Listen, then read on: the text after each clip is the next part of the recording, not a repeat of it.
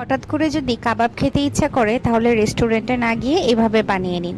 1 cup মসুরের ডাল আর কয়েক টুকরা মাংস, আদা রসুন, সামান্য একটু পানি, কাঁচামরিচ দিয়ে চুলায় জাল করে নিতে হবে আধা ঘন্টার জন্য। আধা ঘন্টার পর এরকম মাখো মাখো অবস্থা হয়ে আসলে এটাকে ঠান্ডা করে বেটে নিতে হবে।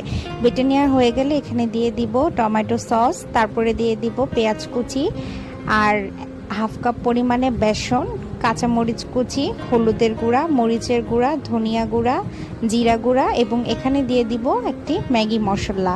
ম্যাগি মশলা দিলেই কিন্তু কাবাবের স্বাদটা একদম পাল্টে যাবে। তারপরে দিয়ে দিব একটা ডিম এবং স্বাদ মতো লবণ। সব কিছুকে এবার একটু মেখে চেখে বড়ার আকারে করে নিয়ে তারপরে মিডিয়াম আঁচে তেল গরম হয়ে আসলে তেলের মধ্যে ভেজে নিতে হবে।